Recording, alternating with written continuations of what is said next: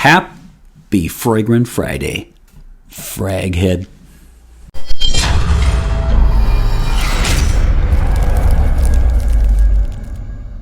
Hey everybody, this is Ben here at That Cologne Guy, coming at you with another review. Happy Fragrant Friday to you. I hope you are doing well.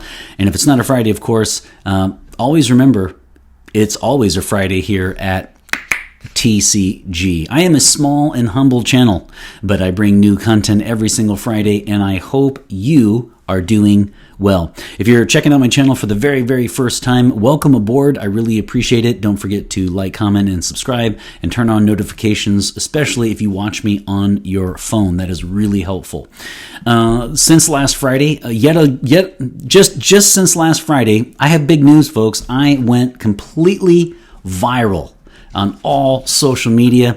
You know, first there was Jeremy Fragrance, right? Then there's me, and I'm happy to report since last Friday, I went completely viral on all social media, and I think we can both agree that it's because of the extra content that I put on my OnlyFans site, which you can find on www.aprilfoolsdayjoke.com. Anyway, I did go over the 800 subscriber mark, so I really appreciate that, and I appreciate you. So if you don't have much to say on my reviews for the actual fragrance itself, always let me know your SOTD, your scent of the day. That really means a lot to me. I really enjoy going over those and checking them out. And if you do have something to say, please, by all means, chime in. My name is Ben. I have had this channel for a whopping 5 years now, and as we march our way toward episode 200, I have to say I have really enjoyed all of these reviews. I enjoy the top 10s. I enjoy the themed episodes, but I have to tell you, after all these years, I still really do enjoy doing a review on a fragrance in one episode. It's just something that I find fun, especially in these cases with the sample sets, because I can wear it all week and really get a good feel for it and offer my take on Friday. Speaking of take, let's dive in, shall we? So this week alone, I am taking a look at Mancera. Of course, I'm going through the sample set, and notice here it says Soleil, Italie. I don't think it's a misprint. I just think they left the spelling in the middle off just because it is a sample. On the bottle and in the description and title is the official name, which is Soleil d'Italie. So they left off the D and the apostrophe. So this is Italian sun, by the way. So if you see Soleil Italie or Soleil d'Italie with a D apostrophe before the Italy part in French, it's the same fragrance. I just wanted you to know that because I happened to notice this discrepancy on the sample. So I am going through a sampler set with Mancera. This is the third one. I'm really enjoying this house. It's very clear to me now what's happening with this house, which is, and also in my own interests and take, which is I tend to like the ones that last a long time and just smell great and perhaps might not be the most daring scent in the world. So Mancera is right in my proverbial wheelhouse. So let's take a look at nomenclature. Last week in my grand expertise, I mentioned, of course, that Mancera always uses, they never actually give a separate name. They just use the 2 or 3 dominant notes. And of course, right on cue, we have one that offers a separate name. So this one does not have the dominant notes in it, in the name. It simply actually is called Italian Sun. So does it truly live up to an Italian sun? Well, stay tuned and find out. So this is Italian Sun in French. Of course, this is an EDP, and again, by the house of Mancera. So this is a 2019 release, and this is another fragrance that's really going to make people think of... It's not really so much the actual scent itself. It really depends on your tastes. And what I mean by that is, this is another one along the lines of, this is a freshie, right? It's going to be, I think it's a citrus aromatic. I'm pretty sure that it is, but it might be a citrus woodsy. Either way, it doesn't smell exactly like this, but I just mean it's along the same lines of Acqua di Gio and Light Blue by Dolce & Gabbana. It's along those lines. What I mean by that is this is a freshie, and it is divisive in the frag com. A lot of people do not like these at all. They find them incredibly generic. They will say they smell like cleaning products. Some people say urinal cakes. I don't understand why people say that. These do not smell like urinal cakes at all. They smell fantastic. I think they're jealous. Because these garner a lot of compliments. Ladies love them. And I frankly think that they're not getting compliments on their fragrances that smell like Belgian pancakes, and the freshies get compliments. That's my take. So I just wanted to point this out. I think I never really talk on my channel about blind buying, and that's because I don't think you should blind buy anything. I buy the sampler sets. I really enjoy them, and usually what will happen is I will buy 1 or 2 out of the 8, 10 to 12 samples from a particular house. At the end, when I'm done reviewing, I'll buy 1, perhaps 2. This will be no different for Mancera. So that's what I want you to think about when you think of this fragrance. Is it earth-shattering and daring? No. Is it a compliment getter? Indeed it is. So let's take a look at the notes. This is a 2019 release, as I mentioned, and it's got really no surprises on the top notes. A lot of bergamot, a lot of orange, lime, and mandarin. So very citrus-based. And then on the base notes, you get, it says musk. I'm going to call it white musk. To me, this is much more of a white musk smell. It's not really animalic by any stretch of the imagination. And then it's got guaiac wood, which, if you follow the channel, know is one of my, if not my favorite note. I really love guaiac wood. It's hard to make a fragrance bad with guaiac wood. In fact, I would even add. So those are the notes. It's going to smell. It does live up to its name. It does smell like Italian sunshine. That's not just marketing. It smells really, really nice. I've enjoyed wearing this one. And one thing I do like about this one is that it does smell like, of course, Acqua di Gio and Light Blue, which are some of my favorite fragrances. So, of course, I'm going to like that. But it does last even longer. And so that is a plus for those of you who like the freshies, but you're tired of wearing Issey Miyake pour homme since 1994, L'Odyssée. So if you're tired of wearing L'Odyssée because it's the only fresh you have in your collection that lasts a long time, welcome this one aboard. So that's what you're looking at. You're looking at a very summer, clean sheets, very fresh smell, which I find vibrant, and they wear well on my skin. You guys know I've given 6 out of 5 sprays for Acqua di Gio. You've also gone on record. You texted me secretly and said, don't tell anybody, but you agree with me that Acqua di Gio is one of the greatest fragrances of all time.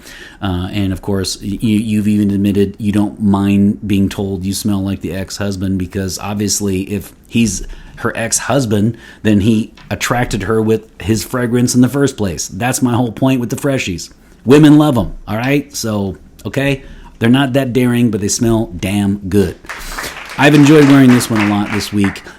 All jokes aside, the one slippery slope for niche companies is if you're going to produce a freshie that smells mass-marketed, quote-unquote, and it's going to be a crowd pleaser, then the question becomes, then why would I want to spend $180 and make this big jump if I can get something like this for about half or even more than that the price? And I think that's a great question. I don't know that I have the answer for that, which is, if you is there a man off the coast of Sicily rowing in a boat for ambergris? For this one, probably not. For this one, perhaps. Okay, so perhaps there are higher quality ingredients. This one does have ambergris in it, by the way, in the base notes. I should have mentioned that. So, who's to say? Maybe off the coast of Sicily, there really is a man rowing in a boat looking for whale vomit in the top of the water. That's not really for me to say. There is a higher price point. I think if you were really hurting for money, then I would say, start off with something like this if you don't mind the synthetic quality of it. Is this that much better for the cost? I don't know that it is. And so I would say if you don't really have any freshies in your collection, I just don't know if I would start off with a niche freshie. I don't see the need there. If you don't mind the fact that, in fact, In fact, Nautica Voyage alone for $20 is worth it. Nautica Voyage is a fantastic fragrance. And really, I'm just looking for an excuse to say fantastic in every episode. So there you have it. It is a superb fragrance that should be probably about a $100 bill. But don't tell them I said that. Nautica Voyage is a wonderful fragrance that you can be had at TJ Maxx for a $20 bill, which is ridiculously cheap. And so I would say start off with that if you don't have any freshies in your collection. You know, there are so many out there that are a lot cheaper. So that's what I mean. The marketing behind this is interesting for the niche companies that want to offer a freshie, because you really better hit it out of the ballpark or else people aren't going to put up the money for it. I have a sneaky suspicion. What do I know? I'm not an expert. All 76 of you might agree with me, but I would say that this is probably one of their lowest fragrances in terms of sales. But that is not a critique against the actual fragrance. I just think that a lot of people are going to probably think, you know, why don't I just get Nautica Voyage or something? I mean, the difference is not that much. Between $20 and $180, that's a big jump, right? Now, if there are people out there who just love Manceras and they want to get every one for the collection, I certainly enjoy and appreciate that. And actually, I could even see myself. Mancera as a house is skyrocketing up my list. So the Maison Francis Cartier, MFK, and the Mancera is both of those houses are really, really high up on my list. And I have another sneaky suspicion that Montal, which is the member of the Pierre Montal, founded that company, and then he later founded Mancera and gave it to his daughter, who now runs it, Amélie. I have a feeling that the Montals as well will be right up my alley. So I've really, really enjoyed these fragrances, and this one is no exception. So when it comes to projection, longevity, sillage, really we have more good news. Again, I really enjoy this house. I like the fact that it wears so well on my skin, and I think that this did well in the weather. I certainly won't say heat, because we have had just nasty weather yet again this week, but it did really well. So projection is going to be relatively good for this one, which is I would say 6 to 8 hours on longevity.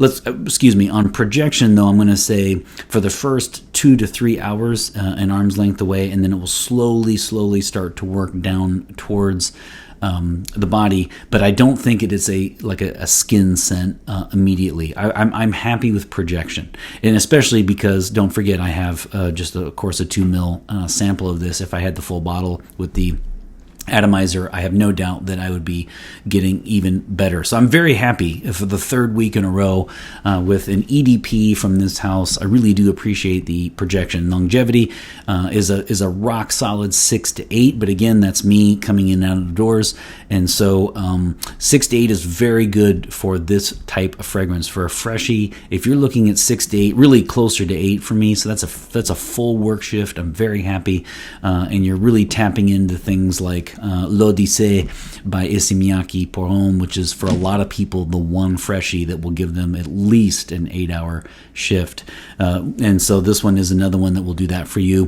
Sillage is very good. You're going to be coming in and out of rooms. I could see you in a summer wedding reception, right? And you're coming in, and it's outdoors, but then you have to go inside maybe to get food and drinks and stuff. So you're coming in and out, and I could see, and you're walking by a lot of people, and you should definitely expect to get a lot of compliments on this one, especially by the non-frag heads. And what I mean by that is, people who just like who are just moved to tell you that you smell nice will be these kinds of people that approach you with this fragrance. It's not, again, going to be the Moroccan, bakery smell that's going to be like, oh my God, what are you wearing? It's not so much that sense, just wow, you really smell nice. Okay, so I think those are all good. Longevity, projection, and sillage. Very happy with the house, and this one is no different. So when it comes to gender, I'm going to say this one is, when I first smelled it, I felt like it was unisex. But once I wore it on my skin, and then with each hour that went by, I feel like it is a classic masculine scent. So if we're going to do, I never remember which side I do, but it doesn't really matter. Anyway, if we do feminine and then the mic is unisex and this is masculine, I'm going to say right here. So it's right outside of unisex, but it's not ultra hairy chest, gold chains, Bee Gees video, ultra male either. It's going to be right in the heart of masculinity. It is for men and women as far as their marketing. I think all Manceras are, I think, but don't quote me on that, because I know their website actually has a section for men and for women. But this one is for women and men, but I find this to be a masculine fragrance. So I'm going to say let's go 80-20 on people who actually own it. I think 80% will be men, and I think 20% will be women. I will say, though, that part of the 20%, I could absolutely see a woman in just a beautiful sundress rocking this in the heart of summer. I thought of that actually when I first smelled it. I was thinking to myself with a nice a summer hat and a beautiful summer dress. I think would go well with this fragrance. So that would be part of the 20% of the women that own that, of the people that own that.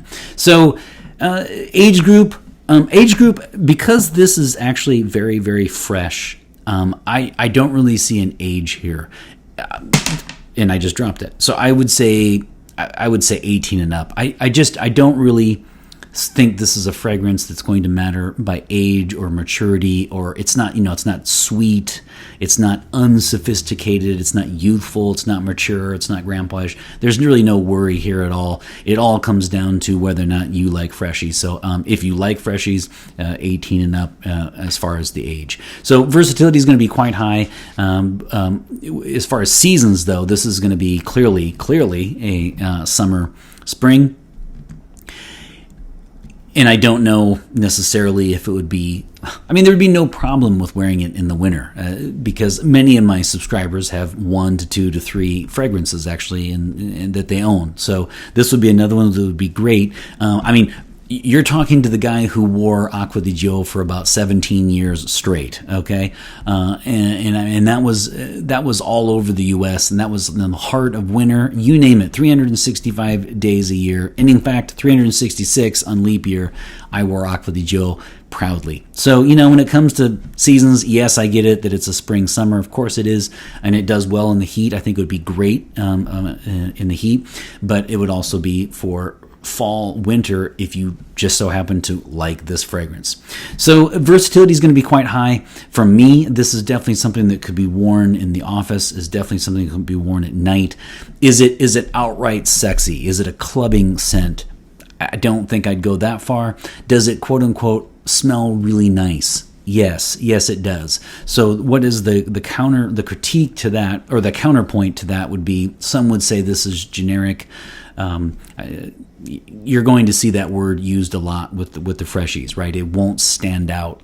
And I myself admit that I own Acqua di Gio. I have a lifetime supply that I pump into my veins, and then I also have Light Blue by Dolce & Gabbana and Gabbana, and so I myself admit that I don't think I would purchase this one because I have a ton of freshies. I've got L'Odyssée backup bottles galore, and so I have tons of freshies, and I would have to admit to you that I'm not going to push the stop button here after this video and immediately purchase this one. I do like it. I like it a lot, and I think if you don't have any or haven't had a freshie, let's just say, for example, you're in your 40s, 50s, and you used to rock Acqua di Gio, and you don't have any freshies left, and you want to take a walk down memory lane, and you'd like to do so with a little bit more of sophistication, then this would be something that would be great for you, because it certainly has that.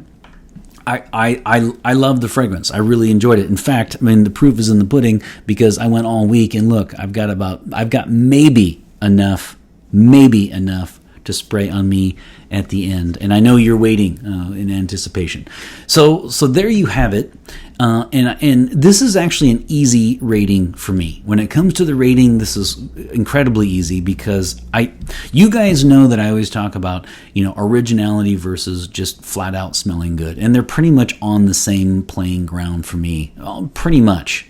In other words, if something just really, really, really smells nice or great, that is just as good for me as if it's like, Ethiopian coffee mixed with rhubarb and pumpkin pie. All right, and it's highly original, and I appreciate that as well, just in a different way. So I'm gonna go with 4 out of 5 sprays for this one because I can't say it's earth shattering. I cannot say that. But more importantly, I can't say it separates itself clearly from the pack with regard to other freshies. That is going to be the problem that niche companies have, and this one is no different. It smells great. It smells wonderful. It will get you compliments. Is it good for Father's Day? Yes, it is. Is it good for a guy who just wants to put on one fragrance every single day, just all year, one bottle? Yes, it is like that, if provided that he likes this kind of thing. If I smelled this one, if I did a blind test and I smelled this one with Acqua di Gio and light blue, would I be able to discern this one? Perhaps. Maybe if it has enough guaiac wood in it, perhaps. But in the end, they are in the same vein, and I fully admit that. And so the fact that it's not earth-shattering and the most original release from this house, and the fact that I said I have a feeling that it's going to suffer in terms of sales for the house just because of what I said, I'm going to go with 4 out of 5 because I really enjoyed it. I like it a lot.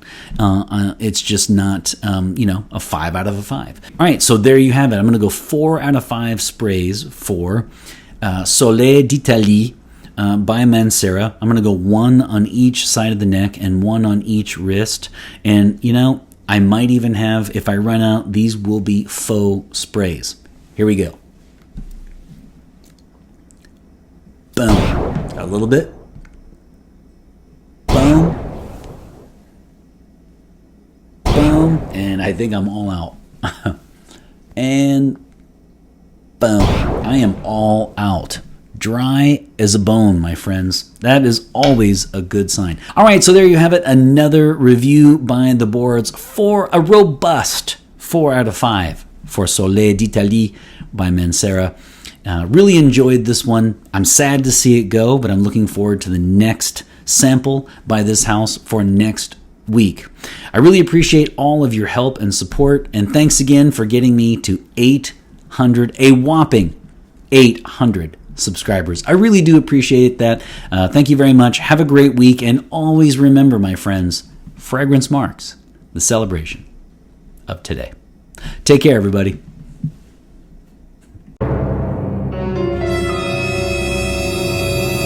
Freshies can, they are a slippery slope. If you are watching this episode for the first time because you're looking at reviews specifically for this fragrance, a lot of reviewers probably might not like it. They're going to be, it almost seems like a rite of passage for frag snobs to say that they hate they hate Freshies and that they smell like, and I just said it, they smell like urinal cakes. I just don't get it. Jealousy is what it is, my friends.